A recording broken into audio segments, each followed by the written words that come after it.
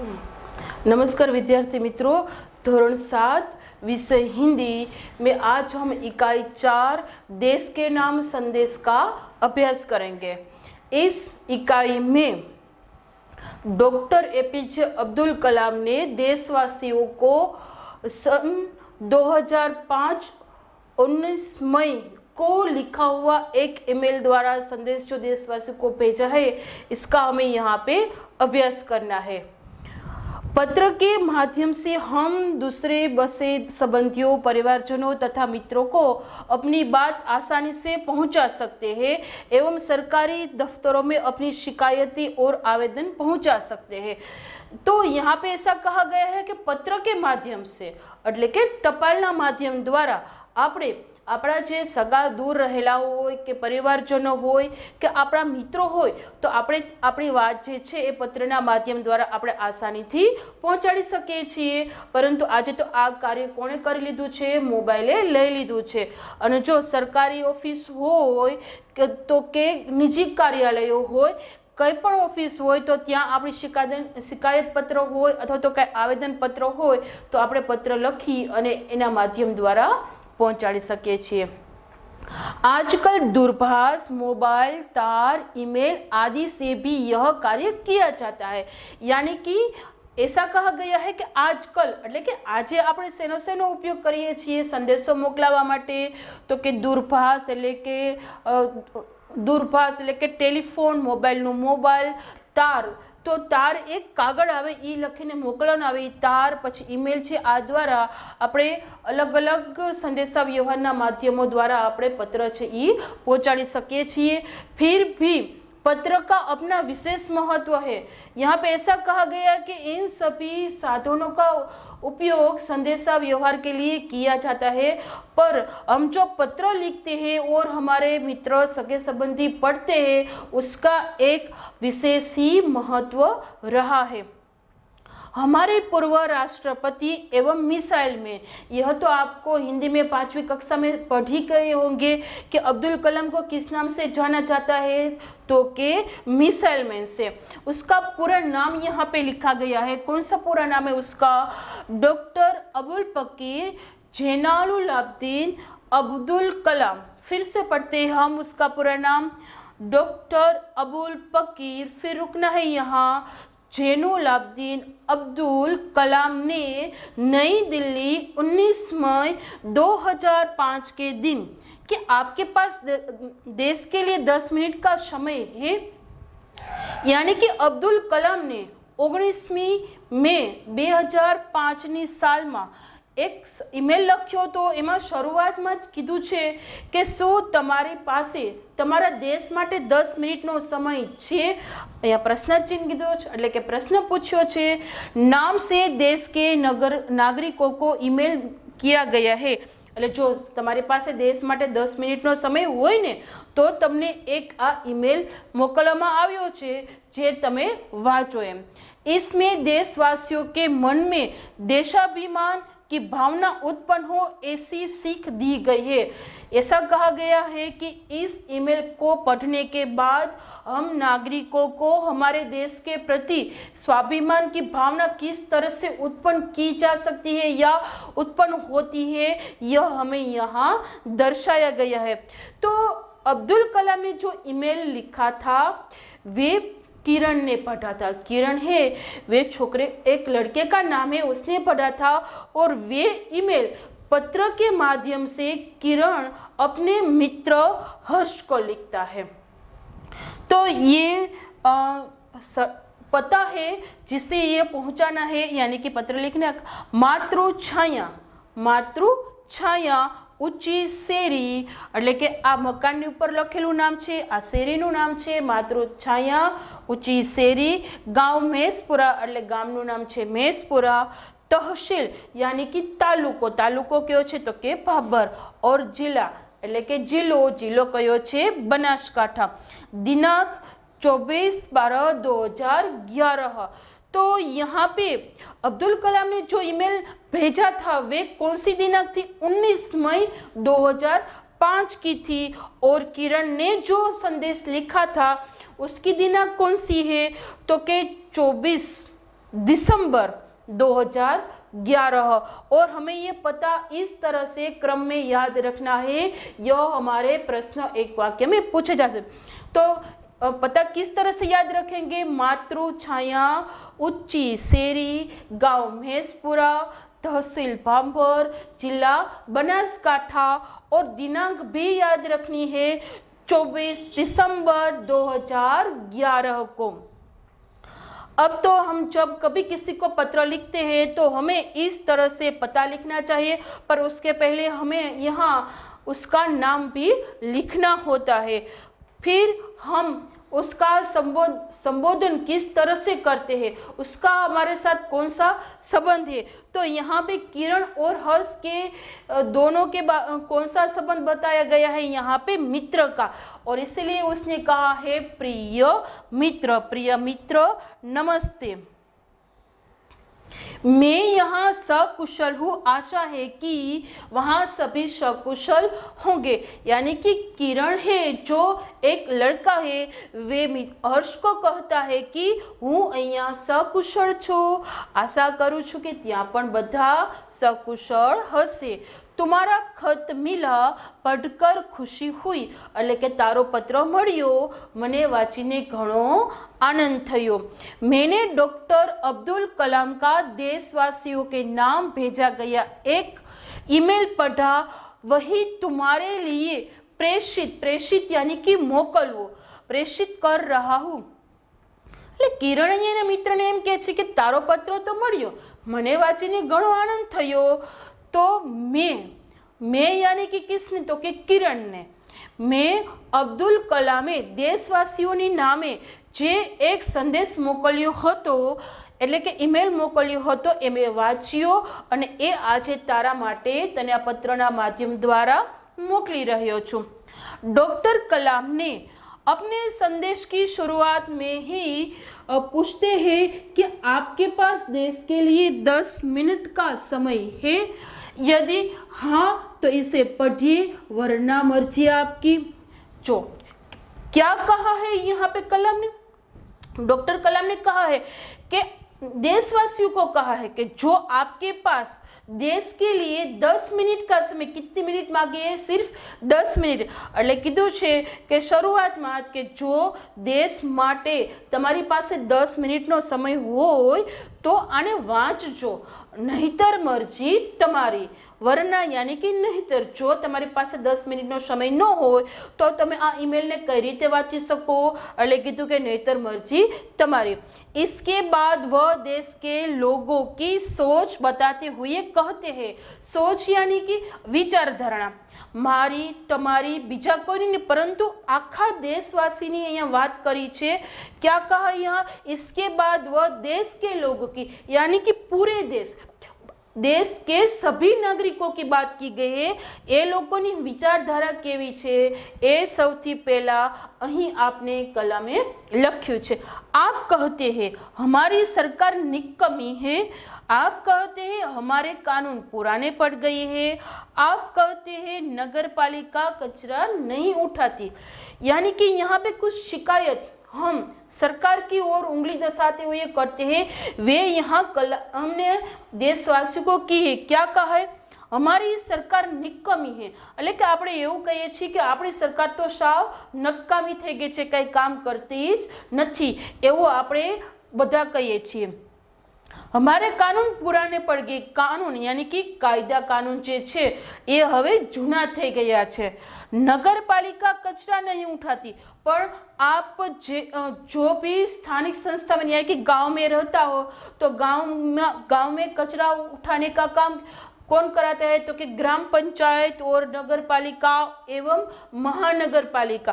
तो यहाँ पे सिर्फ नगर पालिका का ही उद्देश्य किया गया है कि नगर पालिका कचरा नहीं उठाती, यानी कि नगर पालिका छे एना जे सुधरायना माणसो छे ए व्यवस्थित रीते कचरो उपाड़ी जती नथी। आप कहते हैं कि फोन काम नहीं करता, रेलवे मजाक बन गई है और एयरलाइंस दुनिया में हमारी ही सबसे खराब है, चिट्ठी अपनी मंजिल तक नहीं पहुंचती। यहाँ पे हमने और कई शिकायत दर्शाई। कौन कौन सी? फोन काम नहीं करता, એટલે કે જે ફોનનું કનેક્શન હોય તો એ ફોન બરાબર કામ કરી રહ્યો નથી. હવે આપણી રેલવે લાઇન જે છે એ રેલવે લાઇન મજાક બની ગઈ છે, કારણ કે જ્યાં હોય ત્યાં પાટા ઉખડી ગયા છે અથવા તો ગાડી મોડી આવે છે, સમયસર ઉપડતી નથી, એવી લોકોની ફરિયાદ છે. બીજું એરલાઇન એટલે કે આપણી જે એરલાઇન છે એ દુનિયામાં સૌથી ખરાબ ભારતની છે એવું લોકોનું કહેવું છે. અને જે चिट्ठी છે એ चिट्ठी મંજિલ યાની કે પતા लिखे हुए पत्ते पर यानी कि ગુજરાતીમાં કહીએ તો સરનામા ઉપર, એટલે કે જે ચિઠ્ઠીઓ છે લખેલા સરનામે સમયસર પહોંચતી નથી. તો કલામે અહીંયા આપણને એવું કીધું છે કે આટલી બધી શિકાયતો દેશના નાગરિકો માત્ર સરકારને જ કરે છે.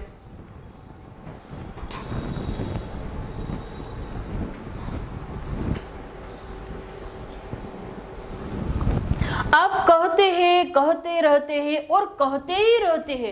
कलाम ने यहाँ पे क्या लिखा है कि તમે આ રીતની ફરિયાદો એટલે કે વાક દોષારોપણ સરકાર ઉપર કાઢો છો અને કાઢતા જ રહો છો અને આ રીતે તમે કહેતા જ રહ્યો છો.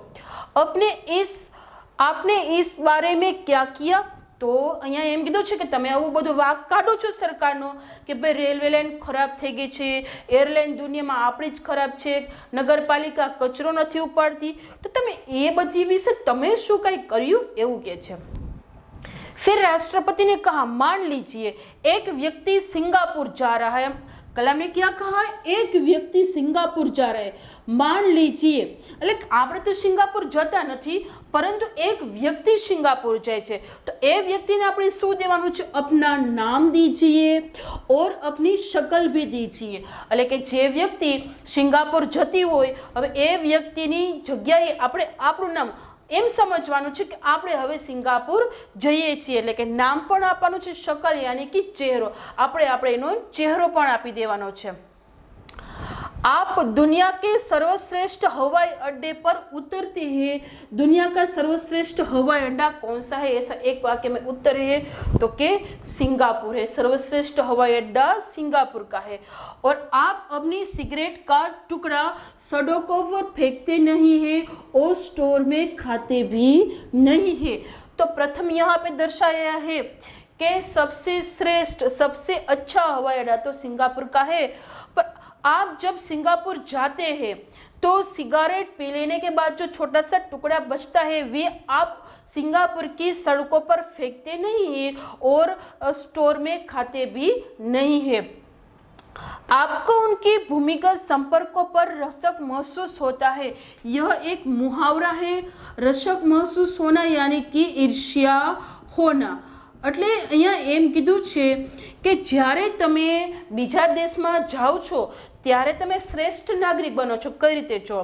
અહીંયા કીધું છે કે તમે સિંગાપુરના હવાઈ અડ્ડા પર ઉતર્યા ત્યારે તમે સિગારેટનો ટુકડો નથી નાખતા કે રેસ્ટોરન્ટ્સમાં ખાતા પણ નથી, અને જ્યારે તમે ત્યાં ઉતરો છો તો તેનો ભૂમિગત સંપર્ક એટલે કે એની ભૂમિના સંપર્કમાં આવો છો, એની જમીનના સંપર્કમાં આવો છો ત્યારે રશક महसूस होना એટલે કે તમને એની જમીનથી, એના કાયદા કાનૂન, એના નિયમોથી તમને ઈર્ષા થાય છે. आप शाम को 5 से 8 बजे के बीच आचर रोड पर कार चलाने का टोल टैक्स तकरीबन 60 रुपये भुगतान करते हैं.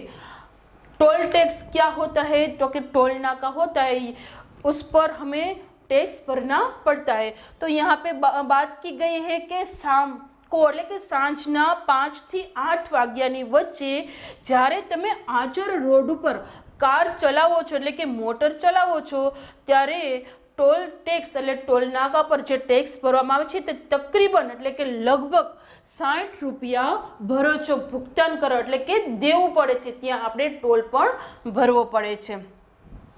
અગર पार्किंग में आपने निर्धारित समय से ज़्यादा गाड़ी खड़ी की तो टिकट पंच कराते हैं, लेकिन आप सिंगापुर में कहते कुछ नहीं है. कहते हैं क्या? फिर प्रश्न किया है हमें यहाँ કે જો તમે પાર્કિંગમાં વાહન પાર્ક કરવા માટે જાઓ છો અને નિર્ધારિત સમય આપેલો હોય છે એના સિવાય જો તમારે ત્યાં વાહન પાર્ક કરવું હોય તો ટિકિટ પંચ કરાવી પડે, એટલે કે ત્યાં આપણે ટિકિટ લેવી પડે છે અને એના નિયમને અનુસાર જે કંઈ પૈસા ભરવાના હોય છે એ ભરવા પડે છે. તો તમે સિંગાપુર જાઓ છો તો ત્યાં એને શું કંઈ કહો છો? કાંઈ કહેતા નથી. दुबई की बात की गई है। दुबई में आप रमजान के दिनों में सार्वजनिक रूप से कुछ खाने का साहस नहीं कर सकते और जिहाद में बिना सिर ढके बाहर नहीं निकल सकते। क्या कहा है? दुबई। दुबई में तो रमजान महीनो तो આપણે અહીં ગુજરાતમાં હોય છે એટલે તો આપણે ખબર હોય કે રમજાન મહિનામાં એ મુસલમાન ભાઈઓનો તહેવાર છે, એટલે કે દુબઈની અંદર રમજાન મહિનામાં સાર્વજનિક રૂપે એટલે કે જ્યાં એકત્ર વધારે માણસ ભેગા થયા હોય એ સાર્વજનિક કહેવાય અને અહીંયા સાર્વજનિક રૂપે તમે કાંઈ પણ ખાઈ શકવાનું સાહસ એટલે કે હિંમત રાખતા નથી અને જિહાદમાં આપણે માથું ઢાંક્યા વગર બહાર પણ નીકળતા નથી। प्रश्न है आप कहाँ पे कुछ सार्वजनिक रूप से नहीं खा सकते? तो उत्तर, हम दुबई में रमजान के दिनों में सार्वजनिक रूप से नहीं खा सकते और वॉशिंगटन में आप 55 मील प्रति घंटा से ऊपर गाड़ी चलाने की हिमाकत नहीं करते। हिमाकत का अर्थ क्या होता है? तो कि मूर्खता। એટલે કે હવે જ્યારે તમે વોશિંગ્ટનમાં ગયા હોય તો 55 કિલો પ્રતિ મીટરની ઝડપે ગાડી એટલે ગાડી સ્પીડમાં ઉતાવળથી ચલાવવાની મૂર્ખતા કરતા નથી और पलटकर सिपाही से यह भी नहीं कहते हैं कि जानता है मैं कौन हूँ, मैं फला हूँ और फला मेरा बाप है। હવે આને આ જ બાબત આપણા દેશમાં થઈ હોય કે સ્પીડમાં ગાડી ચલાવી અને પોલીસે પકડ્યા હોય અથવા તો ટોલ ટેક્સ ઉપર કોઈ પણ હોય અને પકડ્યા હોય તો તમે એમ કે ત્યાં એમ કહો છો કે તું જાણે છે હું કોનો દીકરો છું, હું અમુકનો દીકરો છું ને અમુક મારો બાપ છે, પણ તમે ત્યાં વોશિંગ્ટનમાં કંઈ કહો છો એ કે ત્યાં કંઈ કહી શકતા નથી। ત્યાં એના નિયમ પ્રમાણે ગાડી ચલાવવી પડે છે, નથી તો એના સિપાહીઓને એટલે એના સૈનિકોને પલટીને એટલે કે તમે ફરીને એને જવાબ કાંઈ આપી सकता। ऑस्ट्रेलिया और न्यूजीलैंड के समुद्र तट पर आप खाली नारियल हवा में नहीं उछाल सकते। अब सोमनाथ दरिया किनारे आप घूमने गए हो तो नारियल पानी पीने के बाद यहाँ वहाँ नारियल उछलते हमें दिखाई देते हैं, पर यहाँ ऑस्ट्रेलिया की भी बात की गई એટલે કે ઓસ્ટ્રેલિયા અને ન્યુઝીલેન્ડના સમુદ્ર તટ ઉપર જ્યારે તમે નારિયેલ પાણી પી લો છો અને પછી ખાલી નારિયેલ વધે છે તો તમે એને હવામાં દડાની જેમ ઉછાળી શકતા નથી, પરંતુ ત્યાં એકત્ર કરવાની જગ્યા હોય છે, ત્યાં વ્યવસ્થિત રીતે મૂકી આવો છો, હાથથી મૂકો છો, પરંતુ અને એને એ જ બાબત તમે ભારતમાં હોય તો તમે ઉછાળો છો એને ગેંદ એટલે કે દડાની જેમ। टोक्यो में आप सड़कों पर पान की पीक क्यों नहीं थूकते? હવે તમે ટોક્યોમાં ગયા છો તો ટોક્યોની સડકો પર ફરો છો ત્યારે પાન ખાતા હોય તો પાનની પિચકારી કેમ મારતા નથી? પરંતુ ભારતમાં લોકો જ્યાં ત્યાં પાનની પિચકારીઓ મારતા હોય છે, થૂકતા હોય છે, પરંતુ ટોક્યોમાં આ બાબત તમે કરતા નથી। बोस्टन में आप जाली प्रमाण पत्र क्यों नहीं खरीदते? बोस्टन की बात की गई है। जाली यानी कि नकली એટલે કે બનાવટી। હવે તમે બોસ્ટનમાં જાઓ છો તો બોસ્ટનમાં જાલી નકલી પ્રમાણપત્ર પણ તમે ખરીદતા નથી। આ જે આપણે અલગ અલગ દેશોની લઈ અને કલામે સમજાવ્યું છે કે તમે ત્યાં જેવો વ્યવહાર કરો છો એવો જ વ્યવહાર જ્યારે ભારતની ધરતી ઉપર પગ મૂકો છો તો કેમ કરતા નથી? જેવી રીતે અહીંયા કીધું છે કે દુબઈમાં તમે સાર્વજનિક રૂપે કંઈ ખાઈ નથી શકતા તો તમે વોશિંગ્ટનમાં સ્પીડમાં ગાડી નથી ચલાવી શકતા અને ઓસ્ટ્રેલિયા અને ન્યુઝીલેન્ડના સમુદ્ર તટ ઉપર નારિયેલ પણ ઉછાળી શકતા નથી કે બોસ્ટનમાં બનાવટી પ્રમાણપત્ર પણ ખરીદી શકતા નથી।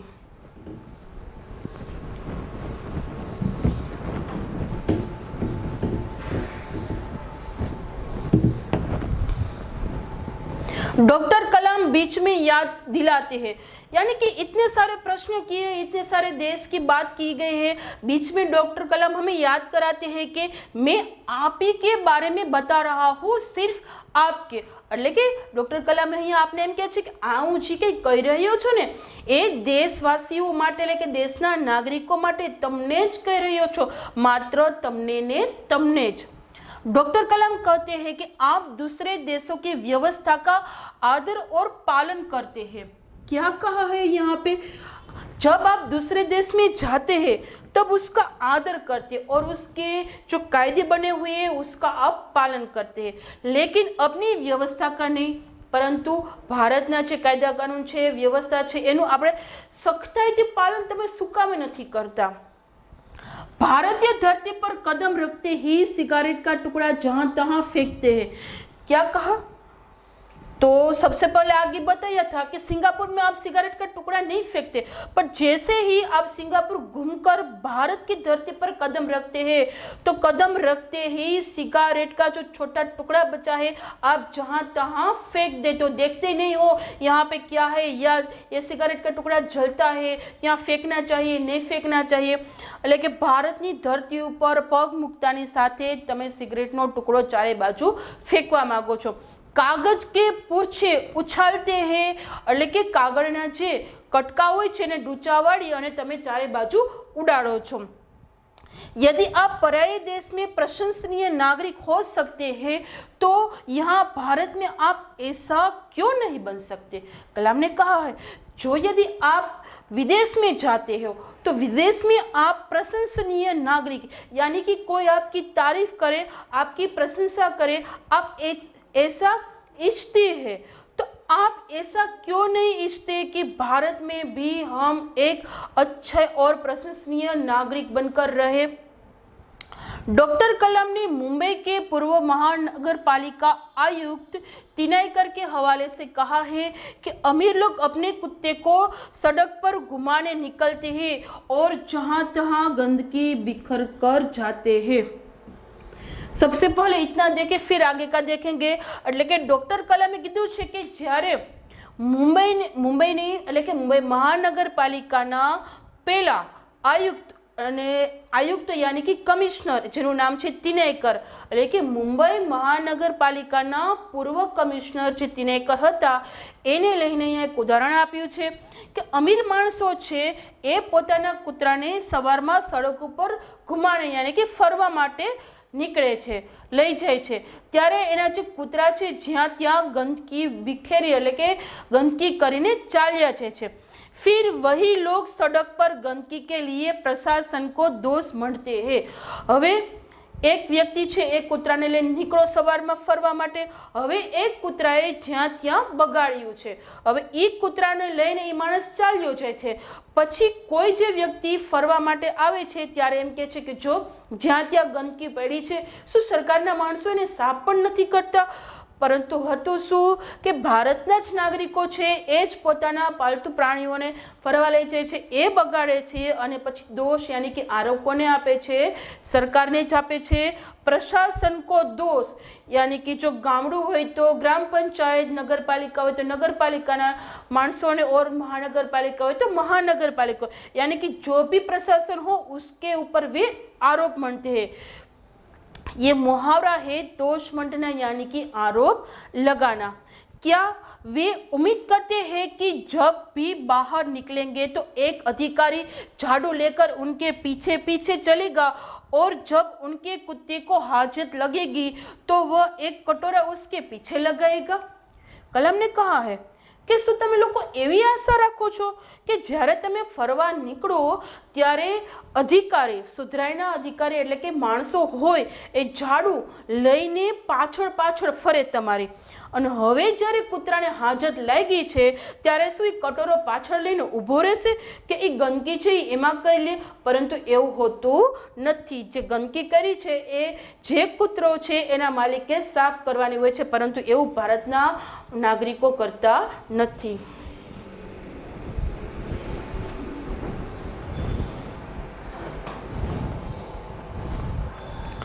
राष्ट्रपति ने मिसाल दी कि अमेरिका और जापान में कुत्ते के मालिक उसकी छोड़ी हुई गंदगी, अमेरिका और जापान में कुत्ते के मालिक उसकी छोड़ी हुई गंदगी साफ करनी पड़ती है।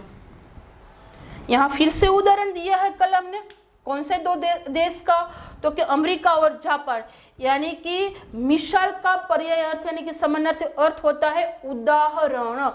એટલે કે રાષ્ટ્રપતિજી અહીંયા ઉદાહરણ આપે છે કે અમેરિકા અને જાપાનમાં જ્યારે કોઈ કૂતરાને લઈને એનો માલિક ફરવા જાય છે અને એક કૂતરો જ્યાં ત્યાં ગંદકી કરે છે તો ત્યારે એ ગંદકી કોને સાફ કરવી પડે છે તો કે એ કૂતરાના માલિકને સાફ કરવી પડે છે। પરંતુ ભારતમાં નાગરિકો પ્રશાસનને दोष यानी कि आरोप लगाड़े छे। फिर शासन व्यवस्था के बारे में डॉक्टर कलाम ने कहा है कि हम सरकार चुनने के लिए वोट डालते हैं और फिर अपनी सारी जिम्मेदारियों वहीं ही उलटाते हैं। क्या कहा है? जब चुनाव नजदीक होता है तब चुनाव देने के लिए लोग जाते हैं और वे वोट डालते हैं यानी कि मत नाखी आवे छे। तो અહીં એટલે કે જ્યારે શાસન વ્યવસ્થાની વાત કરવામાં આવે ત્યારે ડોક્ટર કલામે અહીંયા કહ્યું છે કે આપણે સરકારને પસંદ કરવા માટે આપણે મત નાખીને આવીએ છીએ, મત દઈને આવીએ છીએ, પછી આપણી જે બધી જવાબદારીઓ છે ત્યાં આપણે સોંપીને આવીએ છીએ, છોડીને આવીએ છીએ। हम आराम से बैठकर सोचते हैं कि अब हमारे नाज नखरे उठाएंगे जाएंगे। नाज नखरे एक मुहावरा है। नाज नखरे उठाना यानी कि खुशामद करना, वाह वाह करना। હવે પછી શું થાય છે કે તમે મત નાખ્યા છો પછી કહેશો કે ભાઈ હવે જે આપણે પસંદ કરેલી છે એ સરકાર આવી જશે તો હવે એ આપણા બધા જ नखरा छे ए उठाड़से। हम सोचते हैं कि हमारा हर काम सरकार करेंगी और हम फर्श पर पड़ा हुआ रद्दी कागज भी उठाकर उसे कूड़ेदान में डालने की जहमत नहीं उठाते।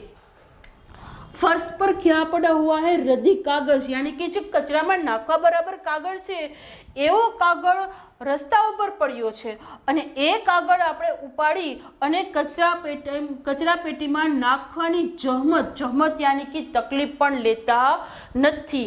रेलवे हमारे लिए साफ सुथरे बाथरूम देंगी और हम उन्हें ठीक से इस्तेमाल करना भी नहीं सीखेंगे। जब आप रेल में बैठे होंगे तो आपको पता ही होगा कि रेल में बाथरूम होते हैं, लेकिन रेल हमारे लिए साफ सुथरे बाथरूम देगी। એટલે કે રેલ છે એ દરેક વ્યક્તિ માટે સાફ સુથરા એટલે કે સ્વચ્છ ચોખ્ખા ધોયેલા બાથરૂમ આપે છે, પરંતુ એનો વ્યવસ્થિત રીતે उपयोग करता पर नहीं आवड़तो। डॉक्टर कलाम ने कहा है कि समाज की ज्वलन समस्याओं पर भी हमारा ऐसा ही रवैया है। रवैया यानी कि वलण એટલે કે ડોક્ટર કલામે કીધું છે કે સમાજની જે સળગતી સમસ્યાઓ છે, જ્વલંત यानी कि સળગતી यानी कि મોટા ભાગની સમસ્યાઓ છે એ દરેક સમસ્યાઓ માટે બધાનું એવું જ વલણ છે। એ બધી સમસ્યાઓ માટે છેવટે ए सरकारनो ज वांक काटे छे। हम ड्राइंग रूम में बैठकर दहेज के खिलाफ गला फाड़ते हैं। मुहावरा है गला फाड़ना यानी कि जोर जोर से बोलना, और अपने घर में इसका उल्टा करते हैं। ड्राइंग रूम यानी कि दीवानखंड, તમે તમારા ઘરમાં એમ કે દીવાનખંડમાં બેસી અને દહેજ ન લેવું જોઈએ અને દહેજની આપણે વિરુદ્ધ હોવું જોઈએ, કોઈ દહેજ લેતા હોય તો એને અટકાવવું જોઈએ, એવી રીતે એમ કે મોટે મોટેથી તમે બૂમો પાડો છો। પરંતુ જ્યારે એ જ વારો આપણા ઘર ઉપર આવે ત્યારે કેવું વર્તન જોવા મળે છે? એ ઉલટું જોવા મળે છે। ઓર બહાના દેખીએ પૂરી વ્યવસ્થા ही खराब है। પછી શું કહે છે કે હવે ઉદાહરણ તરીકે આપણે એક ઉદાહરણ આપીએ કે ભાઈ કોઈ પણ વ્યક્તિ છે એના દીકરાના લગ્ન છે, હવે એ ના પાડતા હોય કે મારે દહેજ લેવું છે નહીં, મારા દીકરાના લગ્ન થાય તો મારે દહેજ નથી લેવું, પરંતુ જ્યારે એના જ દીકરાના લગ્ન થાય છે ત્યારે એ દહેજ લે છે। શું કેને લે છે કે બધી આખી વ્યવસ્થા જ ખરાબ છે। દેશમાં બધા જ લોકો દહેજ લે છે તો હું શું એકલો દહેજ લે તો કંઈ ફરક પડી જશે કે દહેજ ન લઉં તો કંઈ ફરક પડી જશે? और बहाना देखिए पूरी व्यवस्था ही खराब है। એટલે મીધું છે કે તમે બાનું જોવો શું કહે છે એ લોકો કે આખી આપણી વ્યવસ્થા જ ખરાબ છે કે દહેજ કાંઈ લેવું જોઈએ નહીં, દેવું જે પહેલેથી જે ચાલ્યું આવે છે ને એ બધું ખરાબ છે। अगर मैं अपने बेटे की शादी में दहेज नहीं लूंगा तो इनसे કોણ સા બડા ફરક પડ જાયગા। કીધું છે અહીંયા કે જો વ્યવસ્થા જ આખી ખરાબ છે પણ હું મારા દીકરાના લગ્નમાં દહેજ ન લઉં તો શું કાંઈ ફરક પડશે નહીં, કાંઈ ફરક પડવાનો છે નહીં। એટલે કે હું લઉં તો ભલે અને ન લઉં તો ભલે, દુનિયાને કાંઈ ફરક પડશે નહીં। अब आगे का लेसन हम बाद में पढ़ेंगे।